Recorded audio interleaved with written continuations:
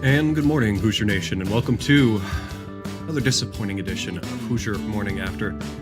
This is Hoosier Morning After Penn State. Last night, Indiana falls to Penn State in a very close game that probably shouldn't have been. 61-58. Game that was back and forth quite a bit, up and down in the first half. Penn State kind of showed that they're hitting some threes that they normally wouldn't hit. And IU's defense just looked so stagnant. There didn't seem to be that fire in the defense. A lot of standing around, not much movement off the ball, just kind of waiting for someone else to do something, waiting for something to happen. But you got to make it happen. And I think X and a few guys tried to get something going and tried to get something happening, but it just wasn't there. But despite all that, IU was down just one going into half. Second half, felt like they came out a lot better. The coaches obviously talked them up a little bit. Trace Jackson-Davis, you saw a lot of moments where you could see him on film. And he was getting fired up. You could see that. And he came out with a little bit more aggression and everything in the second half. Then there was a moment in the second half at the under 16 timeout.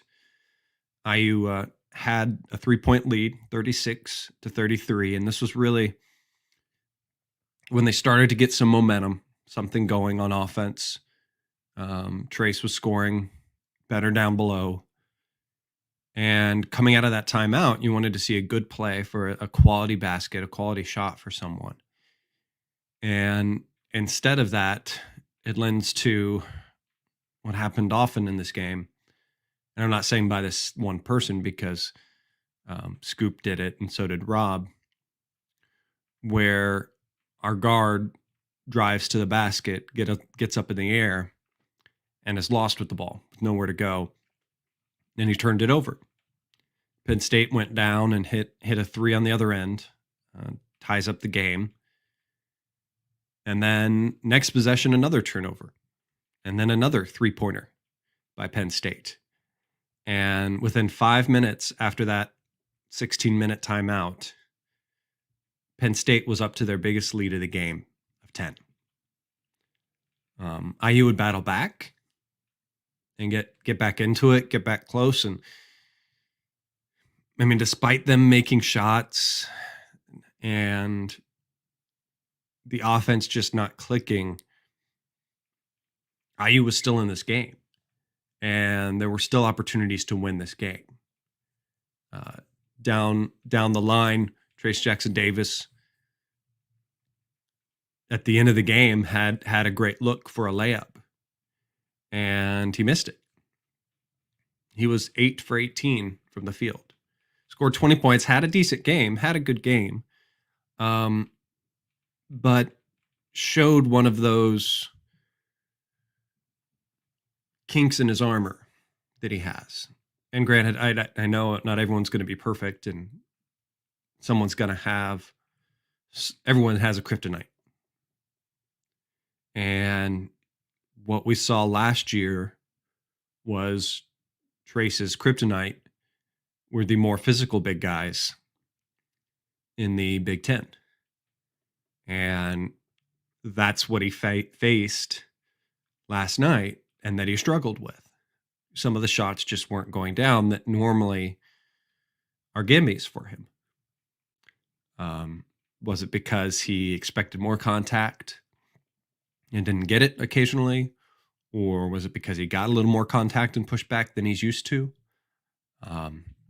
If so, Michael Durr, let's push him around a little bit. Push him around a little bit more in practice. I saw that early in the game where he was struggling with him, and Penn State's big guy is just a tough thing to deal with. And I expected a little bit more Michael Durr in this game. I wanted to see what he was going to do because this was kind of one of those games last year when Trace would struggle against a big guy where we said we needed Joey.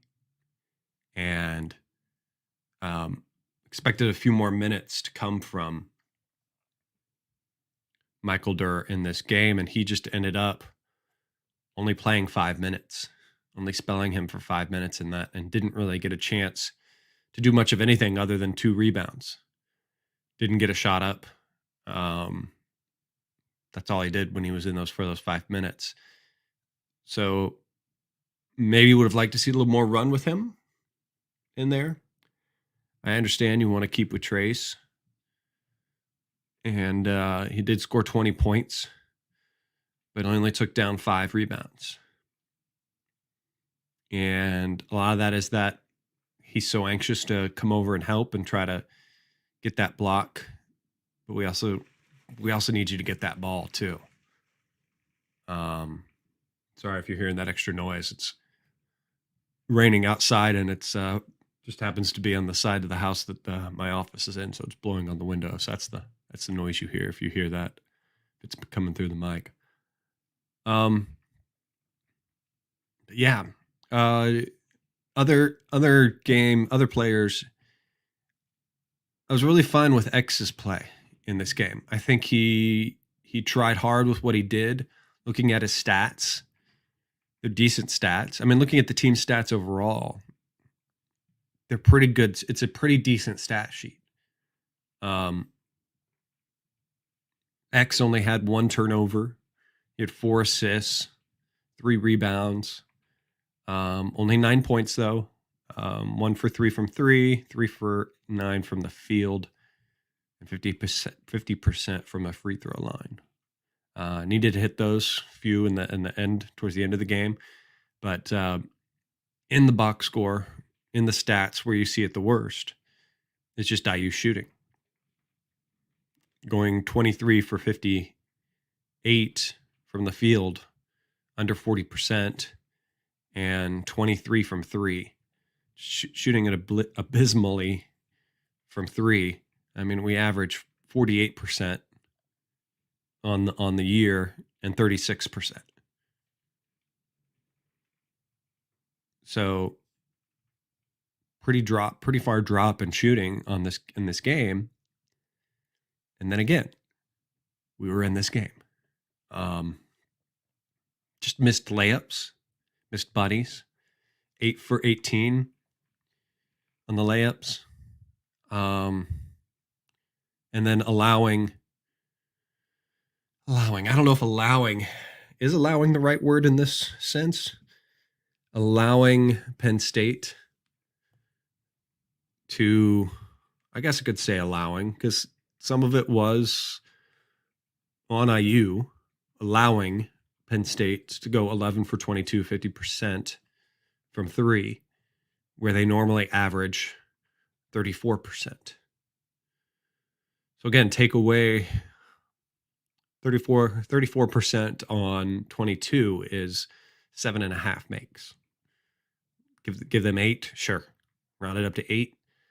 There's 3 threes that they normally don't average making. 9 points right there off the board. Many of them, I believe, came in some bad pick and roll defense from IU, allowing them a little bit open shots, as well as from this overhelping that happens. And the overhelping is frustrating because it leaves guys open like that. And against a team, I guess, that averages 34% from 3, I guess you're going to take the gamble and help a little more. So you have a guy to come over and slow the drive. I guess if you're playing the odds, if we're talking about the movie Moneyball, and you're going to play the percentages, because we still struggle to defend on the ball, and there's many guys on opposing teams that are able to get around us. So I think that's why we're helping a little bit on that. But playing the percentages hurt us in this game. And they had a fluke and they hit their shots. But again, we still could have won. Speaking on a few performances that I saw, I really liked what Jordan Geronimo did with the limited minutes that he had in this game. He only ended up playing for 9 minutes in this game, but I really like the play that he had when he was out there. He had 2 beautiful mid-range jumpers that they gave to him. That's been in his wheelhouse. We've seen that before from him. So I really like that. Took down 3 rebounds, took a 3-point shot. I'm not mad at him for that 3-point shot. I believe that's in his wheelhouse and something that he can keep working on, and that could be in there for him. Very excited for him moving forward on this team next year and beyond, because I think he's going to be a big impact player, and he shows that in his development and everything. I just wish maybe he would have gotten more minutes. It's a tough thing to want to play him more, because where do you play him? You play him instead of Race Thompson. And Race Thompson has proven to be invaluable on this team as well. So you don't want to take him out. That's a very important position. It's funny now. I just realized it in my head right now, actually. Going into this season, I was kind of questioning who that 4 guy would be, knowing that that Coach Woody wanted to play more of that 4 out, 1 in kind of thing. The 4 position is a guy that needed to be versatile and do a lot of things, and was wondering if Race could control that position and if Geronimo could do well in that position. And they're 2 of the guys I feel more solid about, honestly, on this team right now. We didn't get the full production out of Thompson that we maybe would have wanted last night. But he was a beast on rebounding for us with 10 rebounds, 1 assist, didn't turn the ball over. Just a solid performance from him. While not impactful scoring, and would have liked to see more scoring from him in a game like this, a fairly solid game. Don't feel like he was off on the defensive side of the ball at all either.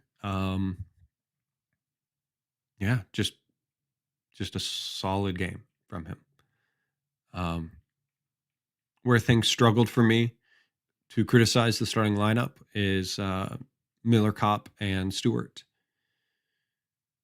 2 guys that we need to depend on to hit down the 3-point ball, and they go for a combined 1 for 4. And I just felt like they were standing. They were stuck. They were glued to the corners. I want to see a lot more movement from those guys. I want to see a lot more movement, finding open spot, finding somewhere to go, getting their shot. Let's call some plays where they're screened to get open and get them good looks in rhythm.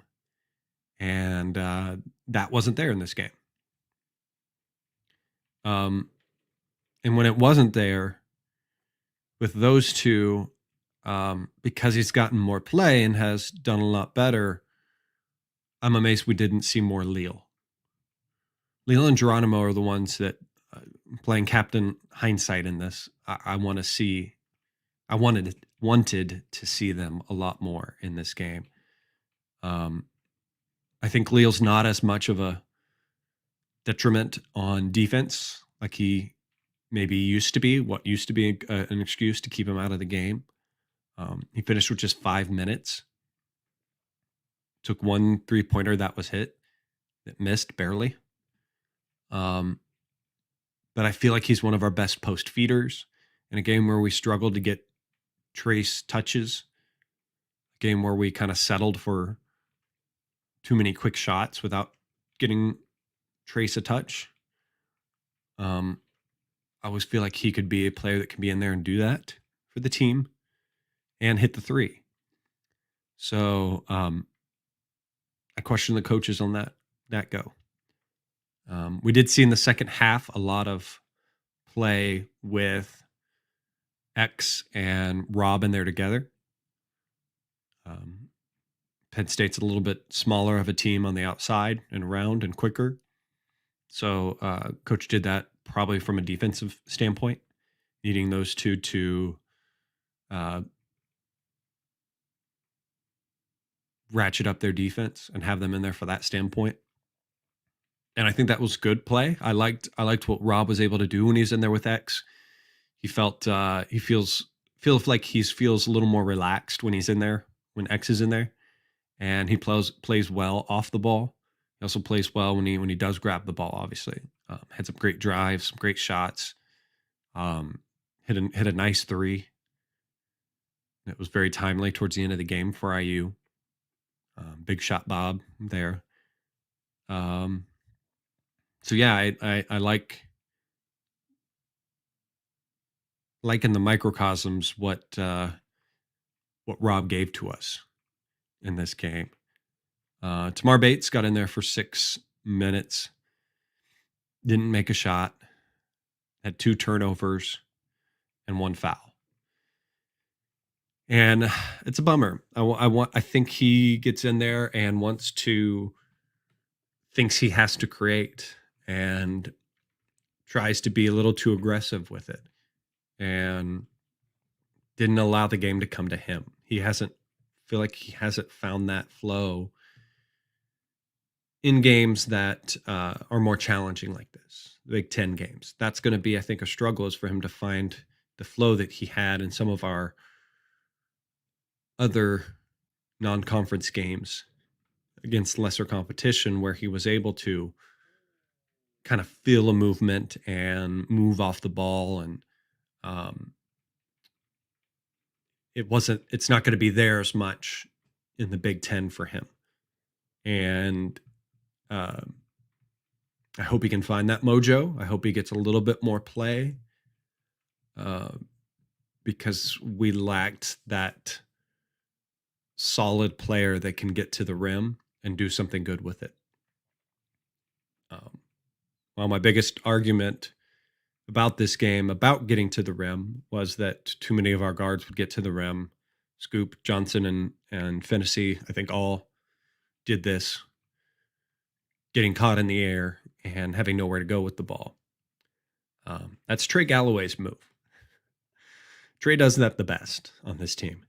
Scary as hell, but Trey does that the best on this team, and we need that back. We need that fearless, that tenacity back from him. And hopefully he's back soon, because he did dress. He is back in full contact in practice, but obviously coaches don't feel confident enough to have him in games yet. That'll come.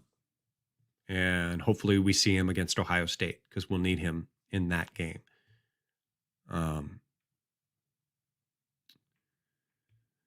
But checking notes real quick. Yeah, I don't know if that there's too much more I can say about this game.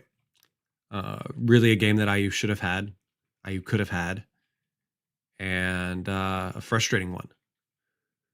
We've run into games like this, and I hate to see it, but it turns Twitter into a tough place to be. I tend to stick on the more positive. It's one game, let's move on. I know people at this point in the season start to look and try to see patterns and see how we're making same mistakes and everything like that. I'm not quite ready to go down that rabbit hole yet. I don't want to. I don't want to put myself in that mentality quite yet. I want to stay maybe blissfully unaware that these are anomalies and situations that this team can figure out, because we have seen good play. We have seen good ball movement. We have seen better days. And We have to be better on the road. We have to get some road wins in this Big Ten. And we have to take care of home. So IU's next game up is against Ohio State. Ohio State currently ranked 13th, I believe, in the country. Let me refresh, make sure that's right on us here. Yep, still 13th. They play Thursday. So guys have a little bit of time off to get things figured out. It's at 7 o'clock. So I'll be there, as always, the next morning to talk about the game. But yeah, I think that's going to do it for this edition, guys, of Hoosier Morning After. Thanks for watching and listening. Remember to like and subscribe to the YouTube channel. And don't forget to follow me on Twitter at General Chadwick. There you can find out information about the show, when we're going to go live, who might be my guests, and even ask questions, make comments and stuff that I will bring up on the show. Give you a little shout out. So make sure you check that out, guys. Again, I also have it up also on Facebook now. So if you prefer to watch on Facebook, you can do that as well. So that's it for this edition of Hoosier Morning After. Thanks for watching, guys. Go out there. Have a wonderful day. And as always, guys, go Hoosiers.